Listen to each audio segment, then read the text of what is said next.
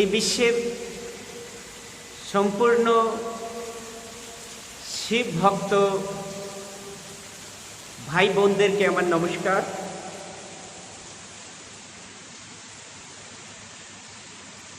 শ্রাবণ মাস প্রত্যেক শিব ভক্তদের জন্য খুবই একটা মহত্বপূর্ণ মাস দেখা যায়, কেননা এই মাসেই শিবের বিভিন্ন মন্দিরে গিয়ে মানুষ এক মাস নিরামিষ হয়ে ব্রহ্মচর্য ব্রত পালন করে শিবের জটাতে জল ঢেলে থাকেন। মানুষের বিভিন্ন ধরনের মনস্কামনা পূরণের জন্য তারা শিবধাম ভ্রমণ করে থাকেন। বানারসে বৈদ্যনাথ ধাম, যেখানে যেখানেই শিব মন্দির থেকে থাকে না কেন, মানুষ সব জায়গায় শিবের জটাতে জল ঢেলে থাকেন। এটা শিব সম্পর্কে যখনই আমরা আলোচনা করি বা চর্চা করে থাকি, তো আমরা দেখি যে ভারতবর্ষের মাটির প্রতিটি রন্ধ্রে রন্ধ্রে, মাটির প্রত্যেকটা কণাতে বা ভারতবর্ষের প্রত্যেকটি মানুষের মনে শিবের প্রতি যে শ্রদ্ধা ও ভালোবাসা রয়েছে, সেটা কিন্তু অন্য দেবদেবীর প্রতি ততটা না যতটা আস্থা বা বিশ্বাস মানুষের শিবের প্রতি আছে বা থেকে থাকে। কারণ বলা হয় শিব নাকি অল্পতেই সন্তুষ্ট হয়ে যান, তাই তারই একটা নাম হয়েছে আশুতোষ। শিব সম্পর্কে মানুষের ধারণা খুবই পবিত্র এবং প্রত্যেকটা দেবী দেবতার নিয়ন্ত্রক হিসাবে তাই তাকে বলা হয় মহাদেব। মহাদেব হিসেবে তাকে গণনা করা হয়, দেবাদিদেব মহাদেব। শিবের বিভিন্ন নাম রয়েছে, যেমন নটরাজ, পশুপতি, বৈদ্যনাথ, আদিপিতা, আদিদেব, মহাদেব, শঙ্কর, বজ্রধর, বিভিন্ন নামে তাকে ডাকা হয়ে থাকে। মানুষ আর আদর করে সবাই তাকে ভোলেনাথ বলে থাকে। কিন্তু একটা জিনিস আপনারা কি কখনো বিবেচনা করে দেখেছেন, যে দেবতাকে ঈশ্বর মেনে সবাই এত ভালোবাসেন, সবারই আদরের দেবতা মহাদেব, কিন্তু তার চরিত্র চিত্রণটা যেমন সমাজে প্রস্তুত করা হয়েছে, সেটা কি যুক্তিযুক্ত? সেটা কি তার প্রতি ন্যায় হয়েছে? কেননা শিবকে যে রূপে আমরা সমাজে পাই বা যে রূপকে সমাজে দেখানো হয়েছে, আদৌ কি সেটা শিবের আসল রূপ? এই জিনিসটা মানুষকে কিন্তু ভেবে চিন্তে দেখতে হয়। সমাজ জীবন পরিচালিত হয় ধর্ম দর্শনের মাধ্যমে, আর সেই ধর্ম দর্শনে ত্রুটি বিচ্যুতির ফলে সমাজ জীবনেও কিন্তু পতন নেমে আসে। ধর্ম দর্শনের ত্রুটি পূর্ণতার ফলে বিভিন্ন ধরনের অন্ধবিশ্বাস ও কুসংস্কার নেমে আসে, এটা আমরা দেখেছি। আর একটা পথ আছে, সেটা হলো বিবেকের পথ। একটু যদি যুক্তি, বুদ্ধি, বিবেকের প্রয়োগ করে মানুষ চলতে শুরু করে, তখন এই যে ত্রুটি যুক্ত যত দর্শন আছে তার থেকে মানুষ মুক্ত হয়ে ধর্মের পথে সরলভাবে কিন্তু এগিয়ে যেতে পারে। এর জন্য বলা হয় বিজ্ঞানবিহীন ধর্ম, বলা হয় অন্ধ, আর ধর্মবিহীন বিজ্ঞান সেটা হয়ে যায় যুক্তিবিহীন, বিজ্ঞানবিহীন। কোনো জিনিসই কখনোই কল্যাণকারী হতে পারে না। যেখানে যুক্তি মানুষ হারিয়ে ফেলে, বিবেকের পথ ভুলে যায়, তখনই জীবনে নেমে আসে অন্ধবিশ্বাস ও কুসংস্কার। ঠিক তেমনই কিন্তু শিব সম্পর্কে যে মানুষের ধারণাটা সঠিক নয়, যে ধারণাটা বর্তমান সমাজে বা শাস্ত্রে ব্যাখ্যা দেয়া হয়েছে। কেননা যেমন শ্রীকৃষ্ণকে আমরা পেয়ে থাকি ঐতিহাসিক পুরুষ হিসেবে, যেমন তিনি এসেছিলেন এই ধরাধামে, মহাভারত রচনা করেছিলেন, গীতার প্রবচন দিয়েছেন সম্পূর্ণ জগতের কল্যাণার্থে। তার একটা ঐতিহাসিক তথ্য প্রমাণ আমরা পাচ্ছি। নৃতত্ত্ব বিজ্ঞান খুঁজে দেখি যে না, শ্রীকৃষ্ণ এসেছিলেন আজ থেকে প্রায় 3500 বছর আগে। ঠিক তেমনই কিন্তু ভগবান সদাশিব, তিনিও কিন্তু এই পৃথিবীতে এসেছিলেন, এই ধরাধামে মানব দেহ ধারণ করে এসেছিলেন তারক ব্রহ্মরূপে। সেটা শ্রীকৃষ্ণের অনেক আগের কথা, সেটা আনুমানিক 7500 বছর আগে কথা। তার আগমন সম্পূর্ণ মানব জাতির জন্য, সম্পূর্ণ মানব জাতির ইতিহাসের জন্য একটা কিন্তু বিরাট অবদান। তার জীবনকে যদি মানব ইতিহাস থেকে সরিয়ে দেওয়া হয়, মানব ইতিহাস মুখ থুবড়ে পড়বে। মানুষের সভ্যতা ও সংস্কৃতির উন্মেষ ঘটেছে, বা সভ্যতার যে সংগঠিত রূপ আমরা দেখতে পাচ্ছি, সেটা শিবেরই অবদান। তাই শিব সম্পর্কে আমাদেরকে একটু যুক্তি, তর্ক, বুদ্ধির দ্বারা জানা উচিত। ইতিহাসের তথ্য খুঁজে শিবের অনুধাবন করা উচিত। কেননা শিবকে আমরা কিন্তু বর্তমান সমাজে পাই পৌরাণিক শিব, ঐতিহাসিক শিবকে পাচ্ছি না। পৌরাণিক শিব বলতে পুরাণে যে কল্পিত শিবের কল্পনা, কল্পিত তার চরিত্র, তিনি গাঁজা খান, তিনি ভাং খান, তিনি মদ খেয়ে শ্মশানে পড়ে থাকেন। এই যে একটা যে তার প্রতি যে একটা ভুল ধারণা মানুষের মধ্যে রয়েছে, এই ধারণাটাকে সরানোর জন্যই আনন্দ মার্গের এই চেষ্টা। শিবের, যেমন একটু আগে বললুম যে শিবের আগমন আনুমানিক দৃষ্টিতে 7500 বছর আগে। তখন আমাদের সমাজ ব্যবস্থা কেমন ছিল?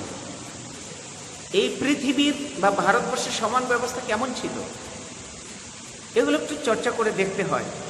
তবেই আমরা শিবের প্রতি সত্যিকারের যে বিচার করতে পারব, তার চরিত্র চিত্রণ ঠিকভাবে আমরা করতে পারব। যেমন ধরুন,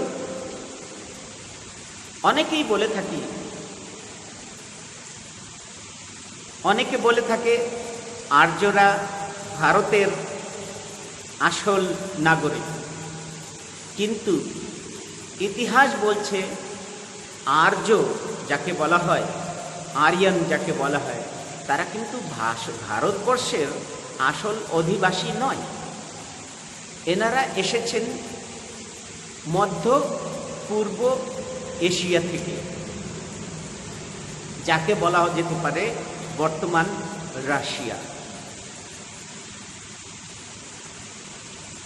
আর্যদের আসল বাসভূমি মধ্য পূর্ব এশিয়া। আর্যরা ভারতবর্ষে এসেছে প্রায় ৮,০০০ বছর আগে। শিব যখন এই পৃথিবীতে এসেছেন, তখন আর্যরা ভারতবর্ষে এসে পড়েছিলেন। অনেকেই পথে আসার জন্য চলা শুরু করেছিলেন এবং অনেকে আসার প্রস্তুতি নিচ্ছিলেন। সেই আর্য তাদের বা সংস্কৃতি ও সভ্যতা কতটুকু পুরনো, সেটাও কিন্তু মানুষের জানা উচিত।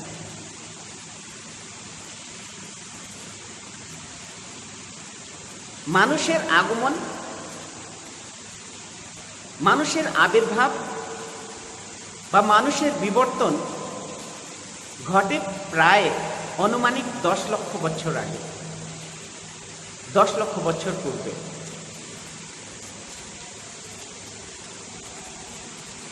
কিন্তু 10 লক্ষ বছর পূর্বের যে এই পৃথিবী কি এমনই ছিল? না। মানুষকে সভ্য হতে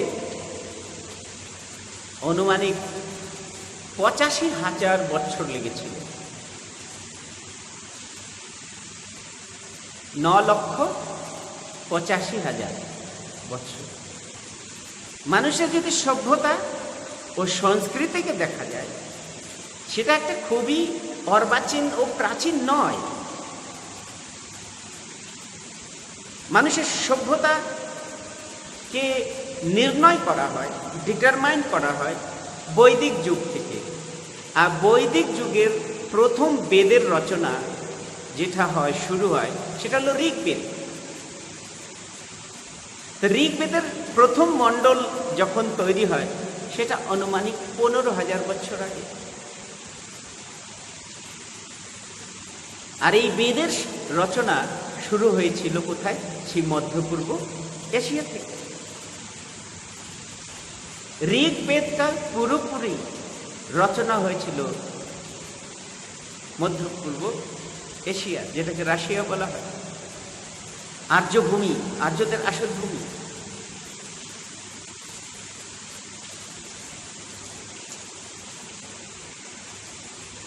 যজুর্বেদ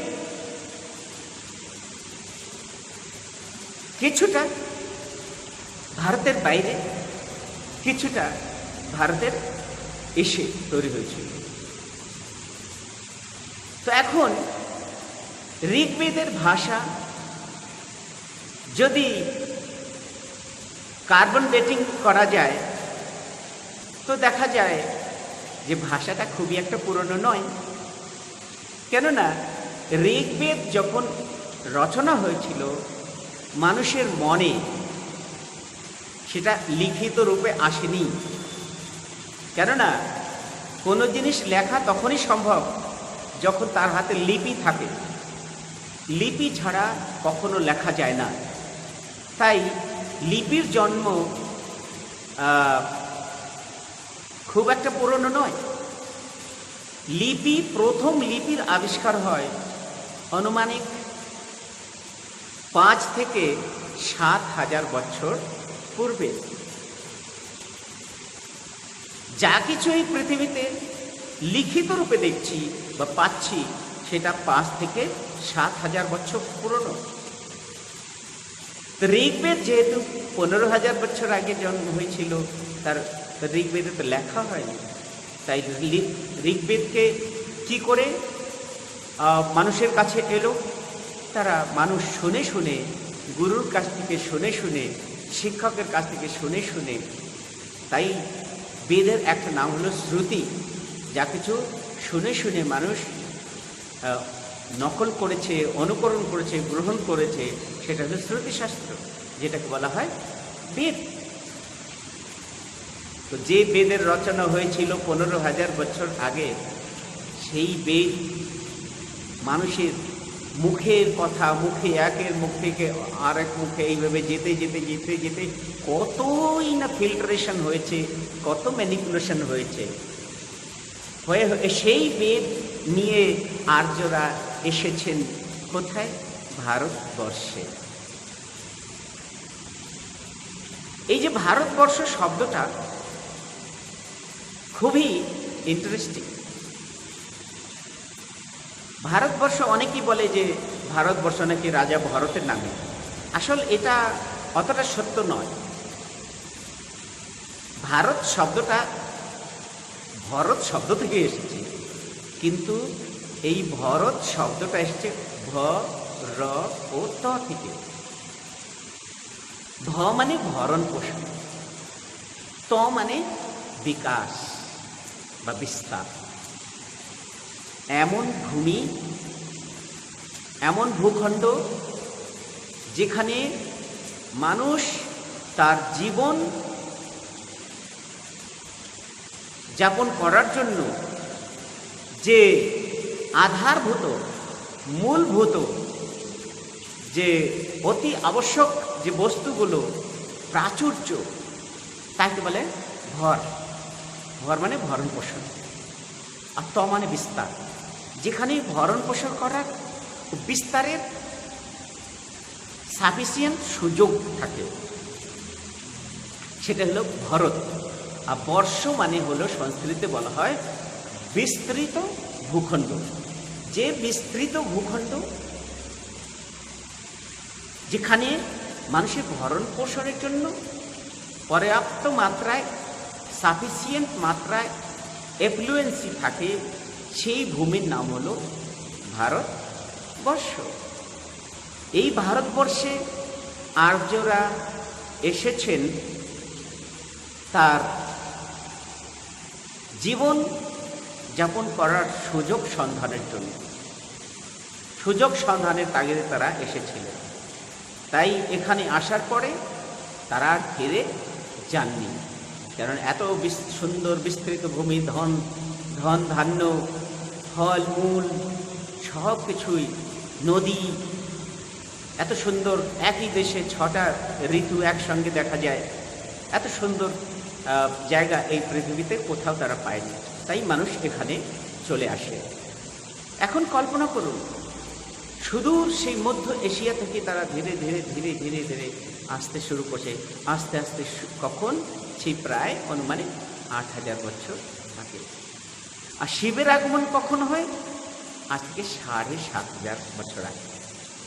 এর মানে শিবের লালন পালন, তান্ত্রিক, ভারতের যে আসল যে সংস্কৃতি, সেটা হলো তান্ত্রিকী সংস্কৃতি, তন্ত্রের উপরে আধারিত সংস্কৃতি। একটা জিনিস খুবই মানুষকে ভালো করে দেখা উচিত, খুবই সূক্ষ্মভাবে বিশ্লেষণ করে দেখা উচিত যে শিবের আগমন আর্য অনার্যদের সংঘর্ষকালীন অবস্থায়, যখন মাতৃপ্রধান সমাজ ব্যবস্থার প্রায় শেষ আর পিতৃপ্রধান সমাজ ব্যবস্থার আরম্ভ হয়, তখনই শিবের আগমন হয়। সমাজ বলতে তখন কোনো সমাজ ছিল না সুগঠিত, মানুষ যাযাবরের মতো থাকত, কিন্তু মানুষ গোষ্ঠীবদ্ধভাবে থাকতেন। মানুষেরা পাহাড়ের ভিতরে থাকতেন, গুফার ভিতরে থাকতেন সুরক্ষার জন্য।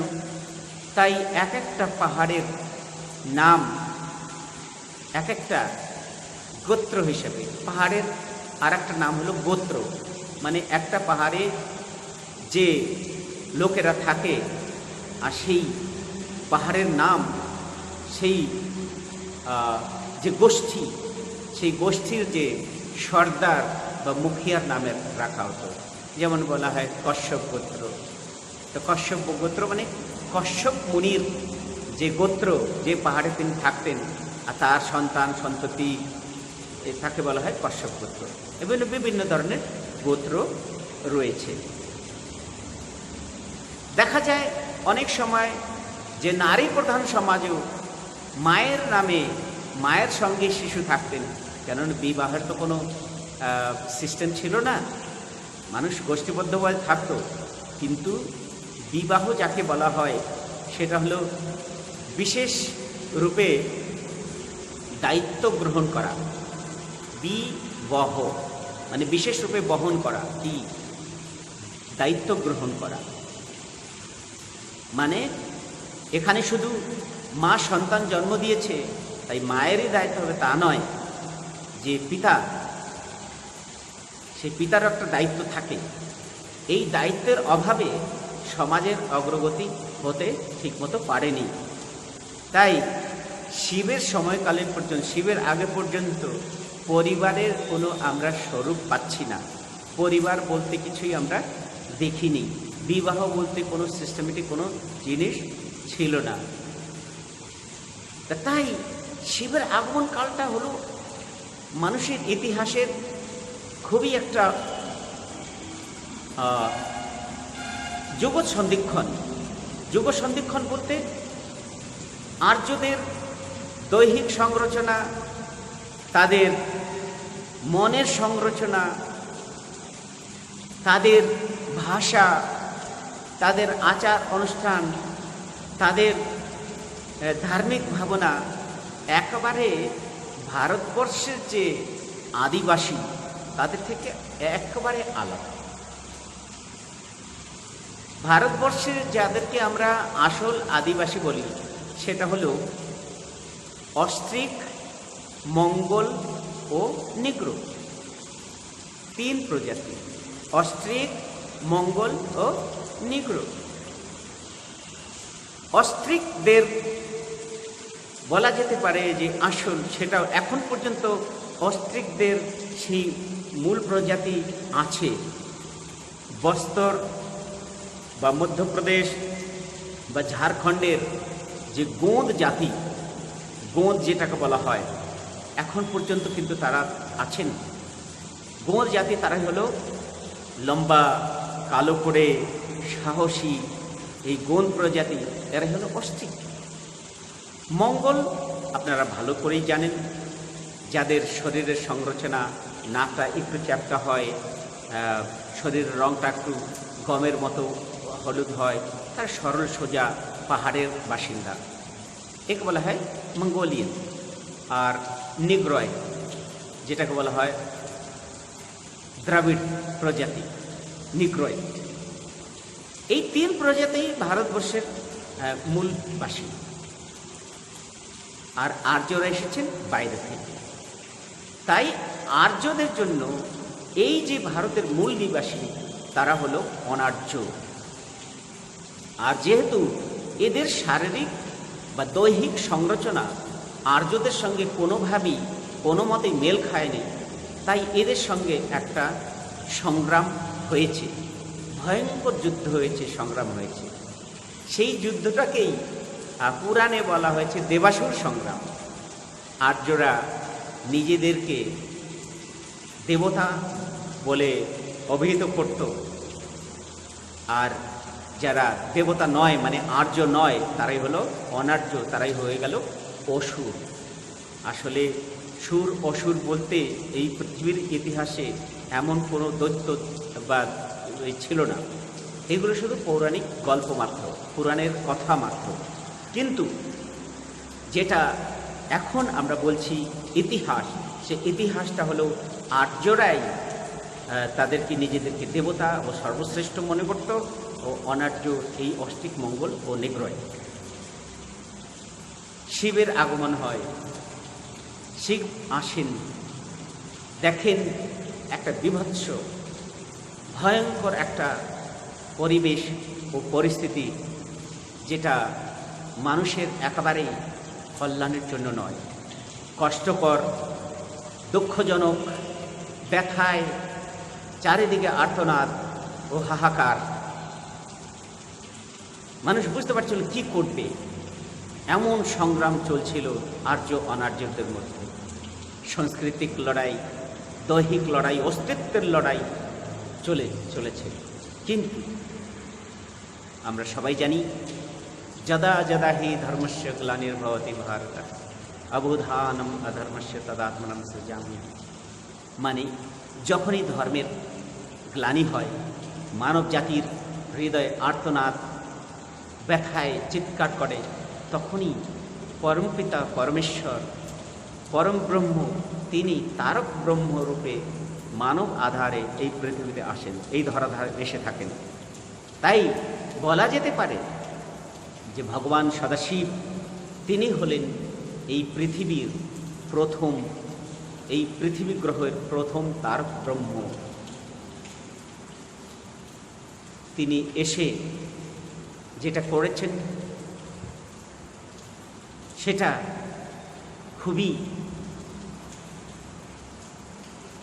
গুরুত্বপূর্ণ, ও তাই নয়, মানুষের সর্বাত্মক কল্যাণের জন্য, সর্বাত্মক উন্নতি বিধানের জন্য একটা ব্যবস্থা তিনি করে গেছেন।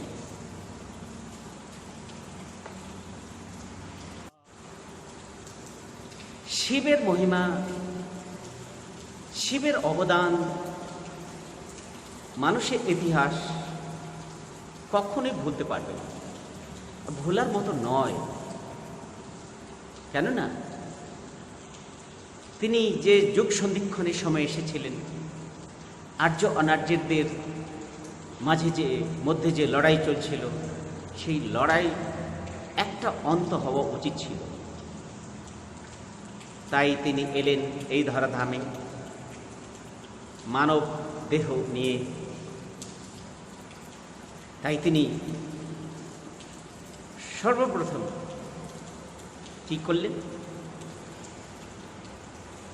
প্রথমত বিবাহ প্রথা শুরু করলেন। তিনি ভাবলেন যে কিভাবে এই যে চারটা প্রজাতি, আর্য, অষ্টিক, মঙ্গল, নিগ্র, এই যে লড়াই, এই লড়াইটা কী করে থামানো যায়। তাই তিনি কী করলেন? বিবাহ সিস্টেম শুরু করলেন প্রথম। আর কি করে করবেন? মানুষের বিবাহের কনসেপ্টও ছিল না, ধারণাও ছিল না, অবধারণা ছিল না। তাই ভগবান শিব নিজেই প্রথম 3টে বিবাহ করলেন। 3 কমিউনিটি থেকে, 3টা গোত্র থেকে, 3টা প্রজাতি থেকে 3 কন্যাকে বিবাহ করলেন। প্রথম দ্রাবিড় কন্যা কালী, আর্য কন্যা পার্বতী, মঙ্গল কন্যা গঙ্গা। 3টে বিয়ে করলেন। আর্য, মঙ্গল, দ্রাবিড়, 3 কন্যাকে বিবাহ করে তখন কি হলো? একটা সুষ্ঠু সম্পর্ক বা সম্বন্ধ গড়ে উঠল এই বিভিন্ন প্রজাতির মধ্যে।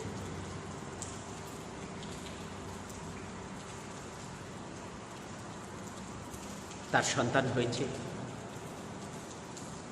পার্বতীর গর্ভে যে সন্তান, সে সন্তানের আসল নাম হলো ভৈরব। আর কালীর গর্ভে যে সন্তান জন্ম হয়েছিল সেটা হলো ভৈরবী। ভৈরব ও ভৈরবী।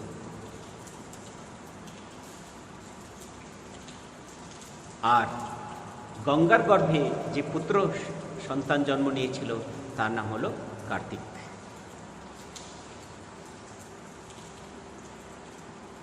এখন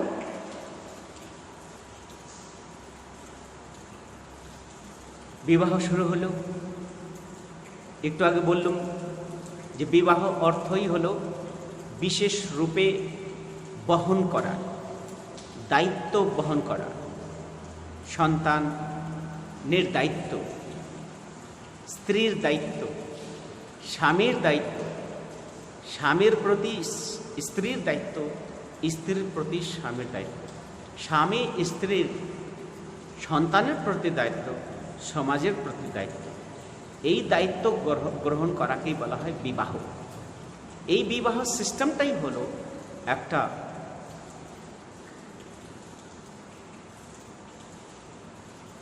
সামাজিক প্যাক্ট, সামাজিক বন্ধন, সামাজিক চুক্তি, যে চুক্তির মাধ্যমে মানুষ এক অপরের প্রতি যে দায়িত্ববোধ সেটাকে জাগ্রত করা, একে বলা হয় বিবাহ সিস্টেম। শিবের আগের পর্যন্ত এই বিবাহ সিস্টেমটা ছিল না। মানুষ জানত না তার পিতাকে। মার পরিচয় নিশ্চয়ই ছিল, কিন্তু পিতার পরিচয় ছিল না। তাই ভগবান সদাশিব কি করলেন? তিনি বিবাহ করলেন। সন্তান জন্ম গ্রহণ হলো। এখন সন্তানদের তাদের উন্নতি, তাদের ত্রিবিধ উন্নতি, দৈহিক, মানসিক ও আধ্যাত্মিক উন্নতি কি করে সম্ভব হবে, তার জন্য তিনি চিন্তা করলেন কি?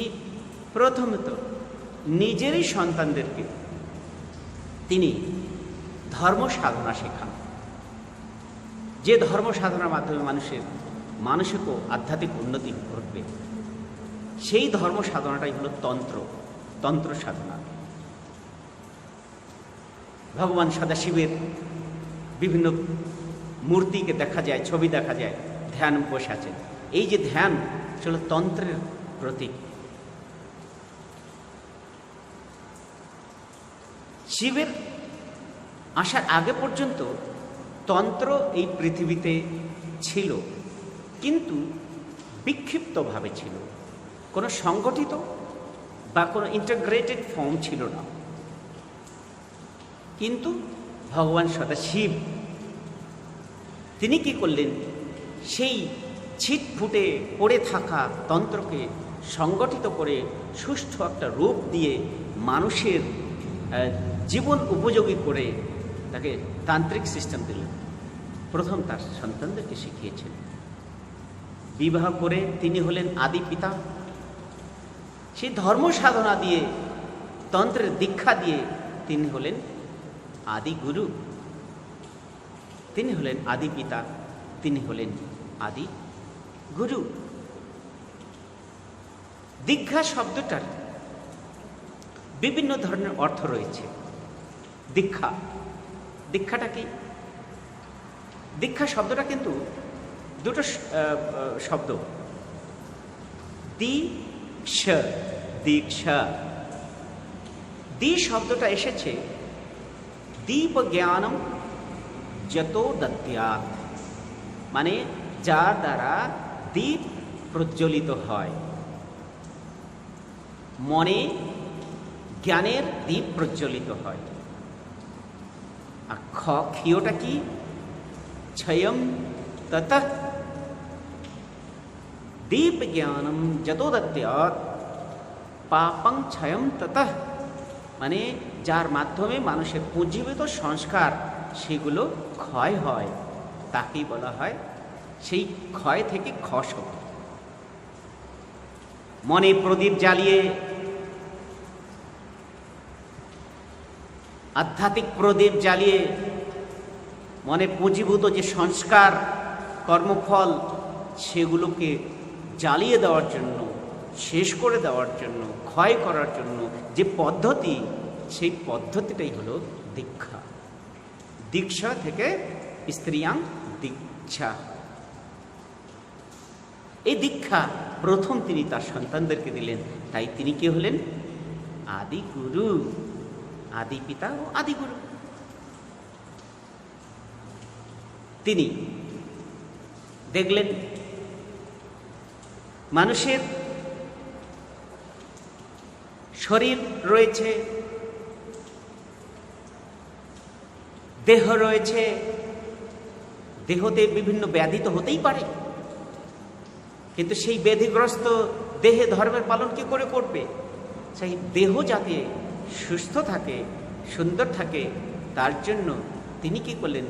বৈদ্যক শাস্ত্র দিলেন, হার্বাল সায়েন্স, জড়িবুটি, হার্বসের মাধ্যমে বৈদ্যক শাস্ত্র দিলেন। তাই তিনি হয়ে গেলেন বৈদ্যনাথ। সেখানে তিনি থেমে থাকেননি। দেখলেন যে না, মানুষের শরীর আছে, মনও আছে, মন তো একরকম থাকে না, আর একঘেয়েমি জীবন কখনই মন পছন্দ করে না। মানুষের জীবনের একঘেয়েমি শেষ করে মনোটমিটাকে শেষ করে দিয়ে নতুন একটা উৎসাহ বা উৎসব, নতুন জীবনের একটা প্রেরণা পাওয়ার জন্য তিনি কি করলেন? নৃত্য দিলেন। নৃত্যটা কি? প্রথম নৃত্য তিনি যেটা দিয়েছিলেন সেটা হলো তাণ্ডব নৃত্য।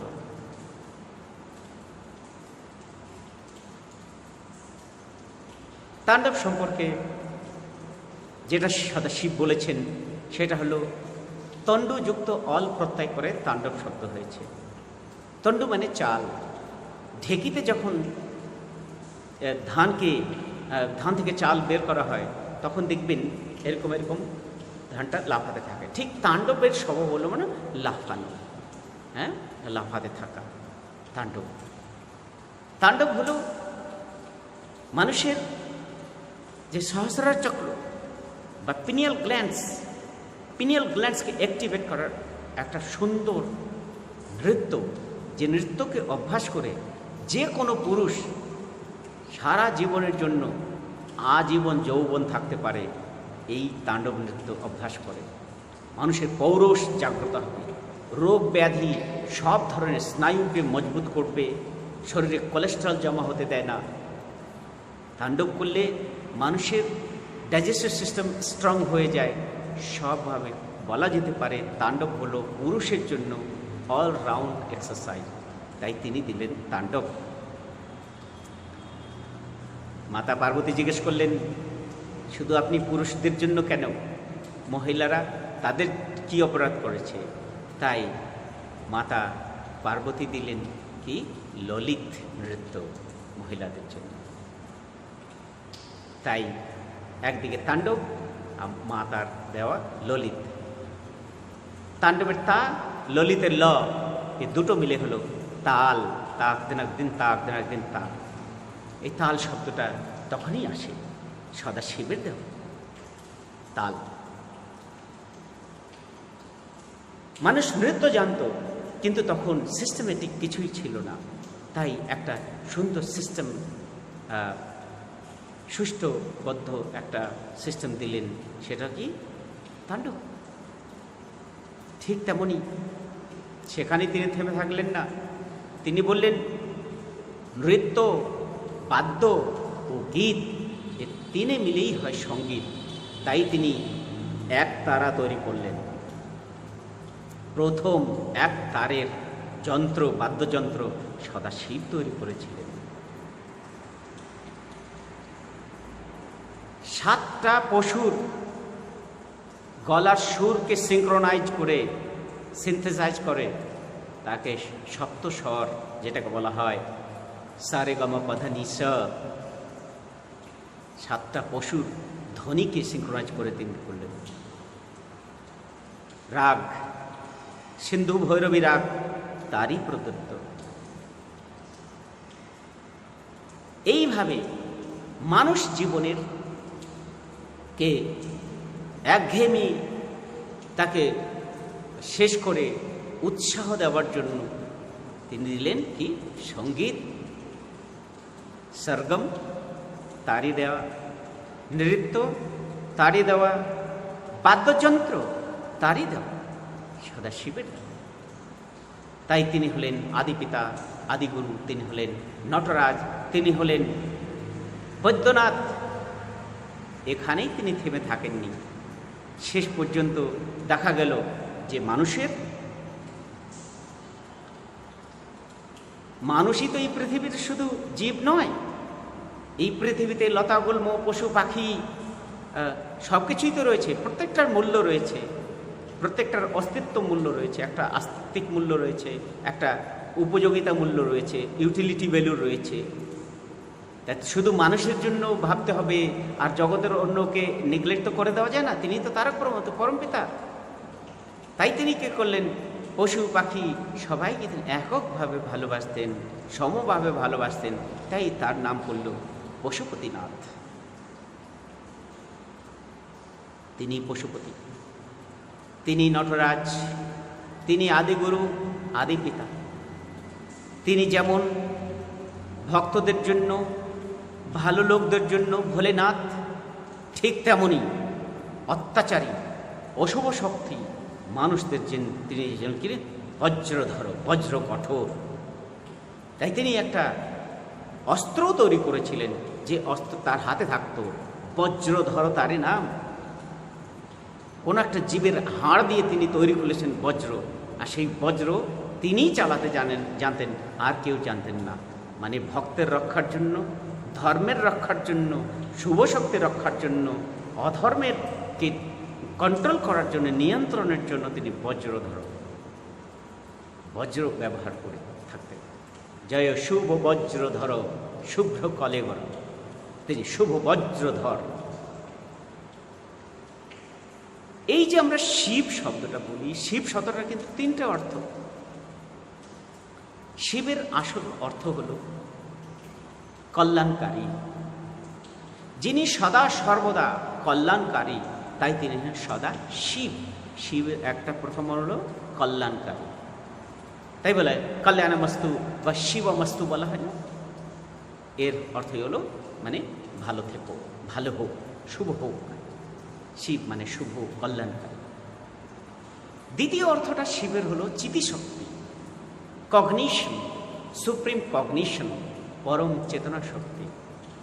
আর তৃতীয়টা হলো সদা শিব, যিনি সবসময় কল্যাণকারী। তিনি হলেন সদা শিব। সদাশিবের আগমন মানব জাতির জন্য,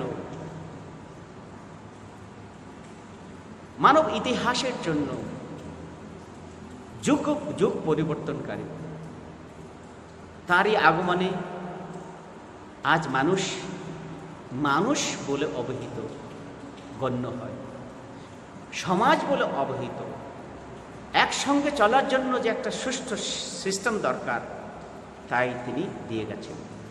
মানে তখন মানুষের জীবনে যখন যেটা প্রয়োজন ছিল সেটাই তিনি দিয়েছিলেন।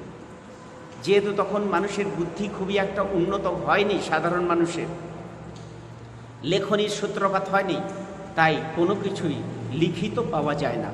কিন্তু ইতিহাসকে খুঁজে অনেক কিছুই পাওয়া যায়। আজ হরপ্পা যাকে বলি, হরপ্পা বলতে কি, ভগবান সদাশিব তিনি সবাইকে ভালোবাসতেন, সবার দুঃখ হরণ করতেন। তিনি দুঃখহারী। তাই যিনি দুঃখ হরণ করেন, দুঃখহারী, তিনি হলেন হরি। হরি মানে হরণ করা। যিনি হরণ করেন, ভক্তের দুঃখকে তিনি হরণ করতেন। কারো অজান্তে কোনো জিনিসকে হরণ করে নেওয়া, তাকে বলে হরি। তিনি হরি, যে সবার দুঃখ হরণ করতেন। তাই তিনি হরি। সবাই তাকে ভালোবেসে অপ্পা বলতেন। অপ্পা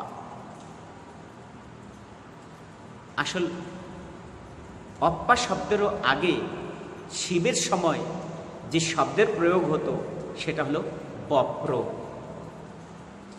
বপ্র, বপ্প, অপ্পা, বাবা। এই শব্দটা, বাবা শব্দ তৈরি হতে 5000 বছর লেগেছে, ভাষার বিবর্তন। তো এই বাবা শব্দটা যেটা আমরা প্রয়োগ করি, সে বাবার মূল ধাতুটা হলো বপ্র। বপ্র, বপ্প, বাপ্পা, বাবা, অপ্পাও বলে, বিভিন্ন যে অপ্পাও বলা হয়। তো হরি অপ্পা, অপ্পা মানে ফাদার, মানে হরি তিনি সবার পিতা, তাই হলো হরি অপ্পা। আর সেই হরি অপ্পা থেকে হয়েছে কি হরপ্পা। তো হরপ্পা যে সভ্যতা, সেটা হলো ভগবান শিবেরই সভ্যতা। তাই যখন ইতিহাসকে, নৃতত্ত্ব বিজ্ঞানকে খুঁজে দেখি যে শিবের অবদান কোনো মহাপুরুষের অবদান থেকে কোনোভাবেই কম নয়। তার অবদান অতুলনীয়, তার অবদান কার সঙ্গে তুলনাই করা যেতে পারে না। তাই কিন্তু পুরাণে যে শিবকে আমরা পাই, মদ খাওয়া শিব, গাঁজা ভাং খাওয়া শিব, এটা শিবের অপমান। শিবকে অপমান করা হয়, তার মর্যাদা হনন করা হয়, তার গুণের হনন করা হয়। তাই যারা বুদ্ধিজীবী, যে বুদ্ধিসম্পন্ন ব্যক্তি, যারা আমার এই কথাগুলো বুঝতে পারছেন, আজ থেকেই এই শিবের নামে গাঁজা মদের প্রচার করাটাকে বন্ধ করতে হবে।